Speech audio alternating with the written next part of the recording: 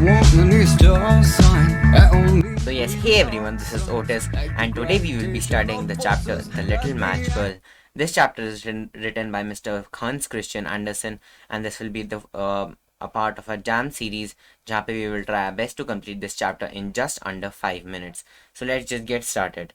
So just in case if you don't know me, I am Otis and I'll be your study guide at Clarify Knowledge. तो मैं आपको chapter start करने से पहले बता दूं क्लैरिफाई नॉलेज के ऐप के बारे में, जहाँ पे आपको फ्री टेस्ट सीरीज़ मिल जाएंगी, क्विजेस मिल जाएंगे, आपको स्ट्रैटेजीज़ मिल जाएंगी, पेड कोर्सेज होंगे वहाँ पे बहुत सारे। आपकी एग्ज़ाम प्रिपरेशन के लिए ये बेस्ट ऐप है, यहाँ के आप अपने डाउट्स भी क्लैरिफाई कर सकते हैं। तो I would personally recommend you to download this app. Okay, तो चलिए शुरू करते हैं। The Little Match Girl is a sad story about a miserable young girl that touched the heart of many readers. The story begins on a cold winter night in which the snow never stopped. तो जो little match girl है, ये जो author है, इनकी one of the saddest stories है, ठीक है, the little match girl. And ये जो स्टोरी है ये कोल्ड विंटर नाइट के दिन की है, जिस दिन the snow never stopped. It was a real rough and cold dinner. Cold dinner से यहाँ पे मतलब है उनका cold night. Okay, this small poor girl is trying to sell matches because she was ordered by her strict father. उसके जो father थे वो बहुत स्ट्रिक्ट थे, एंड अगर वो ऐसा नहीं करती, वो मैचेस सेल नहीं करती, तो उसको बहुत डांट पड़ती घर जाके और मार भी पड़ती। He didn't allow her to come home until it would not be done. तो जब तक ये पूरी मैचेस का काम कंप्लीट नहीं होता तो वो उसको घर आने नहीं दे रहे थे। Otherwise she would get a beating. She was distracted by appetizing smells spreading from a house where a family was getting ready for New Year. तो ये जो सबसे बड़ी बात है, एपेटाइजिंग स्मेल्स का मतलब बहुत जो अरोमा, बहुत अच्छी सी अरोमा होती है, वो उनकी वजह से जो लिटिल मैच गर्ल है हमारी, वो बहुत डिस्ट्रैक्ट हो गई थी, एंड उसको बहुत भूख लगने लगी थी। और ये जो स्मेल आ रही थी वो एक ऐसे घर से आ रही थी जो कि न्यू ईयर के लिए प्रिपेयर कर रहे थे। She couldn't resist the smell of the freshly made turkey. The low temperature made it hard for her to be outside and she pressed herself against a corner. जो ठंड हो रही थी उस टाइम पे, लो टेम्परेचर, उसने बहुत मुश्किल कर दिया था उसके लिए ऐसे बाहर खड़े होना।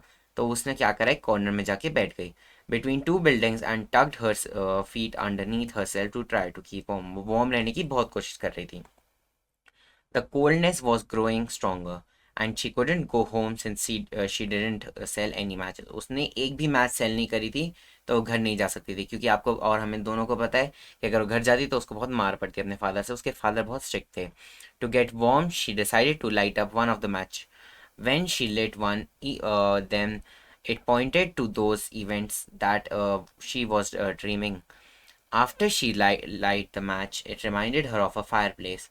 उसको पहली मैच जलाकर एक फायर प्लेस के बारे में याद आया, ठीक है। After the match burned out, the cold came back. ठंड वापस आ गई जैसे ही वो फायर प्लेस चली गई थी. She late up another match and saw a beautiful set of table. Saw a beautiful table with a lot of food in it. तो जो सेकंड वाली थी उसमें उसको बहुत सारा फूड दिखा एक टेबल के ऊपर.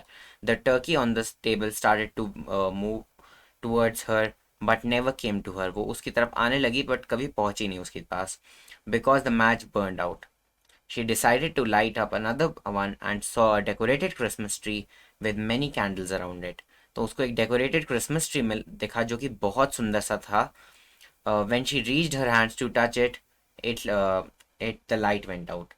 The light से इसका मतलब है यहाँ पर कि the match went out.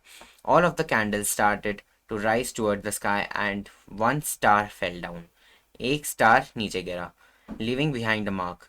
The girl thought that it was meant somebody died and it was their soul. तो गर्ल को बताया गया था कि जब भी कोई किसी की डेथ होती है तो आसमान से एक तारा टूटता है and it represents their soul being taken to heaven, ठीक है।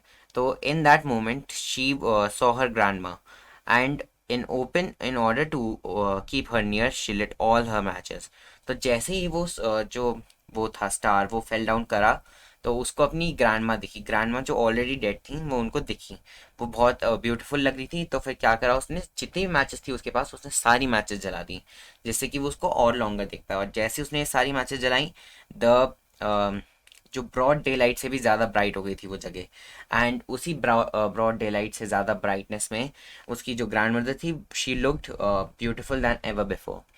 Her grandma took her to a place where hunger and coldness were gone. Hunger and coldness were gone. इसका मतलब डेथ, ठीक है, डेथ हेवन में ले गई वो उनको. The next morning, she was found frozen with a smile on her face. Everybody commented on her attempts to keep herself warm, but nobody knew. She waited for a new year with the prettiest pictures in her mind. तो जो new year था उसके दिन उनकी death हो गई। सुबह सुबह डॉन में उसको फ्रोजन बॉडी मिली उसकी सबको, एंड एवरीबडी थॉट कि उसकी डेथ जो हुई है वो प्रॉबेबली ठंड से हुई है, एंड वो अपने को गर्म रखने की कोशिश कर रही थी, इस वजह से हुई है। बट किसी को भी ये नहीं पता चला the pretty and the happiest things she saw in a mind. This is probably one of the saddest Andersen's fairy tales, set in the 19th century, describing the unfortunate fate of a young child who is going through difficult times and dying of cold and hunger. ये जो मैंने आपको पहले बताया कि जो mister Anderson थे उनकी वन ऑफ द क्या कहते हैं सैडेस्ट स्टोरीज थी हैं, जिनमें एक यंग चाइल्ड जो है वो मर रहा है ठंड और कोल्ड की वजह से। तो बस इसी के साथ हमारा चैप्टर फिनिश हो जाता है। तो जैम खाइए आप, और स्लाइड्स एंड क्विज़ेस के लिए आप हमारे क्लैरिफाई नॉलेज के आपको रेफर कर सकते हैं। तो इस वीडियो में इतना ही रखते हैं। Thanks for watching.